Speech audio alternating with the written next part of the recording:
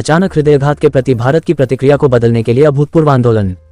भारत का पहला CPR app revive CPR app launch किया गया, जो वास्तविक समय में आसपास के 8 स्थानों की जानकारी देता है। भारत में हर साल 15 लाख से ज्यादा लोग अचानक हृदयाघात के कारण अपनी जान गंवा देते हैं और हाल के दिनों में कई लोगों ने स्का के दौरान अचानक हृदयाघात के कारण अपनी जान गंवाई है। CPR के जरिए समय पर हस्तक्षेप जीवन और मृत्यु के बीच अंतर ला सकता है। भारत के पहले CPR केंद्रित mobile application revive CPR app के लॉन्च के साथ आज आपातकालीन स्वास्थ्य सेवा में एक अभूतपूर्व कदम उठाया गया। ये कार्यक्रम प्रतिष्ठित जियो कन्वेंशन सेंटर, बांद्रा मुंबई में हुआ। रिवाइव CPR ऐप क्यों मायने रखता है? ऐसी दुनिया में जहां 145 करोड़ भारतीयों के लिए शारीरिक प्रशिक्षण एक कठिन काम है, रिवाइव CPR ऐप आपके हाथ की हथेली पर जीवन रक्षक कौशल लाता है।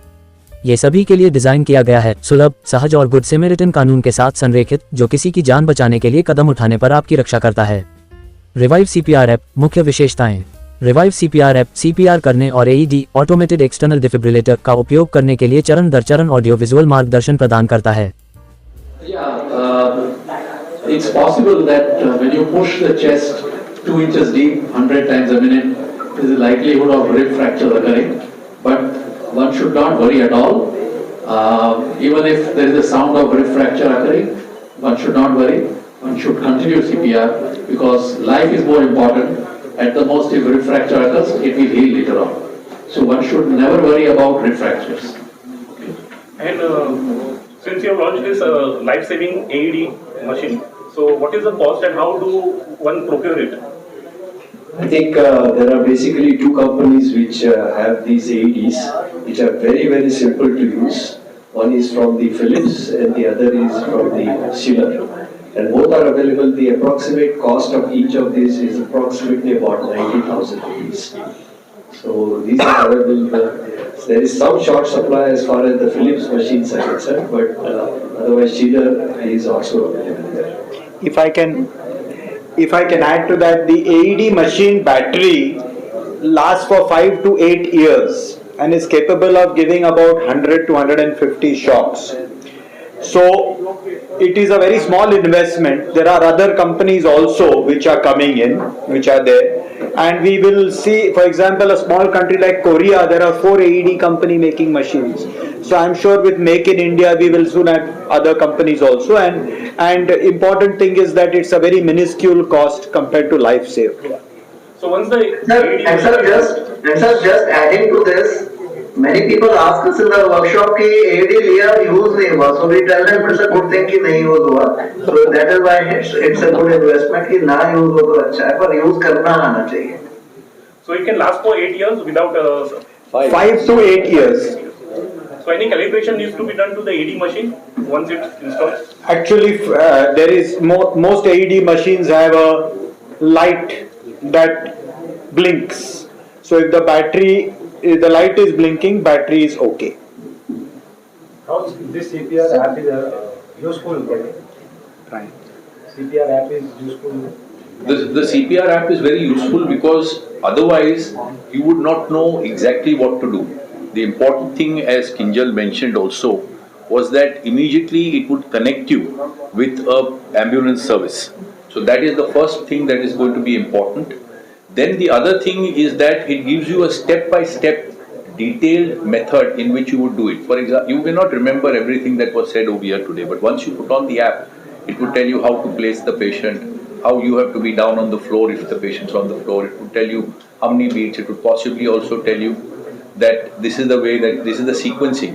For example, you only have to check 2 things. You don't have to check the pulse as may have been mentioned, but you have to check only the fact that the patient is not responsive, and the second is the breathing. So it's very simple to check this in maybe 30 seconds or less, and therefore it will give you step by step the applications that go through all this. And that also, the very important other fact is that it will give you the location of the AED machine, and it will also possibly tell you where the volunteers are close by. So therefore 2 more additional pieces of information besides other things would be there. But I think Kinjal may have more to add. Yes, I think regional languages also. Next, the app is going to be updated, and in other regional languages also it is going to be. नहीं, तो आपने mobile on किया, side में रखा, वो बोल रहे हैं और आप वो देख के कर रहे हैं. So it's it's a very normally some countries have come to the extent कि वो टेलीफोन ऑपरेटर तुमको बोलता है और तुम ये करो वो करो, इधर तो तुम्हारे सामने विद द इमेजेस, तो बड़ा इजी पड़ जाता है. Also, the app, the reach is tremendous.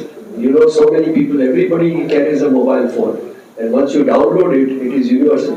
You cannot target everyone in these group meetings, which becomes very difficult. But when you have the app, you can download and do the things very easily and go in a stepwise manner as has been discussed.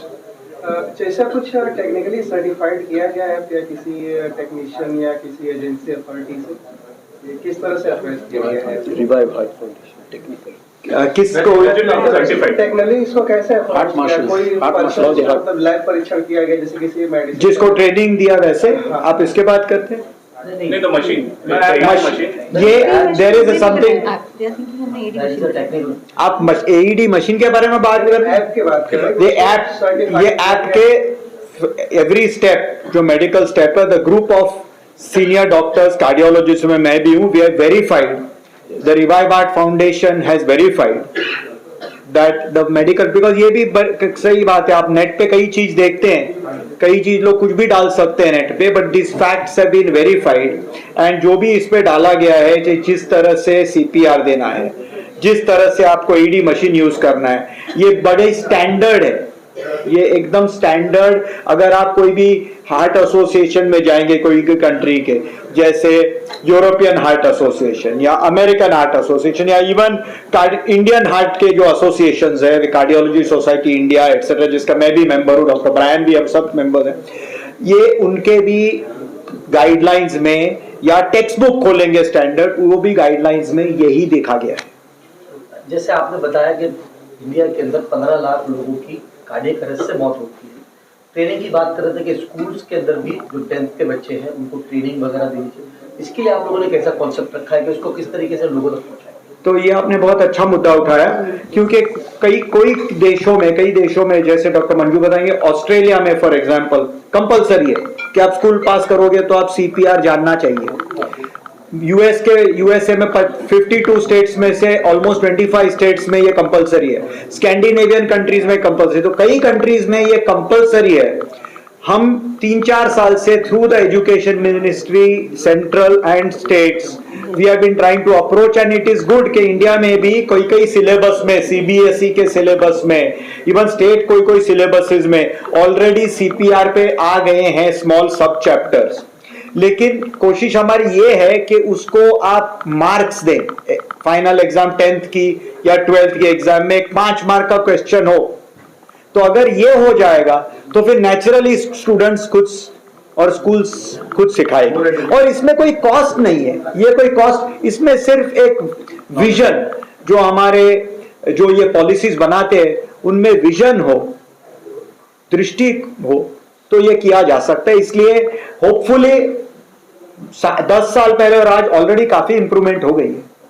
हमने last year, जैसे ये year हमने target किया था, ये year के campaign में schools and educational institutes, तो लेकिन ये बहुत लोग करेंगे तो धीरे धीरे ये मोमेंटम बिल्डअप होगा और सून कई 2-4 सालों में आई एम कॉन्फिडेंट कि इंडिया में भी ये कंपलसरी हो जाएगा कि स्कूल पास करने के पहले नहीं सिखाए जाए, बट एग्जाम में एक 5 to 10 मार्क का क्वेश्चन भी हो सीपीआर और एईडी पे.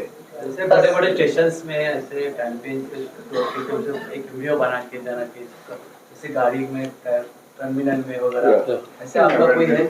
या तो हम लोग जो हमने अबाउट 32 स्टेशन पे लगाए हैं, तो now we are going to talk to the higher authorities railways के. रेलवेज में आप देखेंगे डिब्बों में वो इलेक्ट्रॉनिक आता है मैसेजेस, नेक्स्ट स्टेशन ये आने वाला है ये वगैरह. सो वहाँ every compartment can have that. And plus आप जो बता रहे हैं थोड़ा videos on the TV screen can be shown, तो ये भी होगा. इसका कॉस्ट कितना आता है? मशीन का जो कॉस्ट है, अगर एक आम इंसान को रीच करना है सोसाइटीज वगैरह में, उसका कॉस्ट कितना आएगा? 90,000 1 lakh.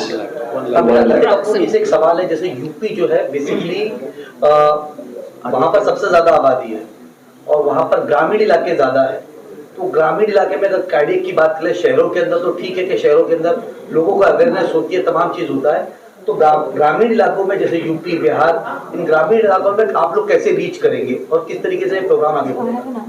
Dr. Aditya is there. I think he's Aditya has been. I don't think Dr. Kapoor has heard the question, but let me answer on his behalf. Okay. हम महाराष्ट्र में भी और यूपी में भी काफी ऐसे इलाकों में काम कर रहे हैं जहाँ पे कोई इंग्लिश नहीं बोलता, कोई शायद हिंदी भी नहीं बोलते, सब लोकल लैंग्वेजेस चलती हैं। हमारे पास एक सर्वाइवल स्टोरी ऐसी भी है जो एक लिटरली तबेले में किसी ने कार्डियक अरेस्ट एक्सपीरियंस किया, किसी ने उनको विटनेस किया और सीपीआर दिया। सीपीआर हम छत्तीसगढ़ के गांव में जहाँ पे लोग सीड्स कलेक्ट करने जाते हैं, साल सीड्स, हमने वहाँ पे भी एक कैंपेन किया था।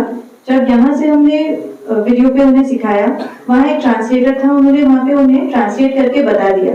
3 या 4 स्टेप्स हैं, वो हिंदी में सिखाई जाए या लोकल लैंग्वेज में, लोग समझ गए।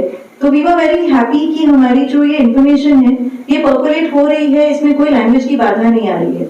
विजयवाड़ा में भी एक सेशन हुआ था जो एकदम local very very uneducated population, लेकिन वो समझ सके, और जब उनसे हमने पूछा कि आपको समझ में आया कि हम क्या बोल रहे हैं, वो समझ गए थे।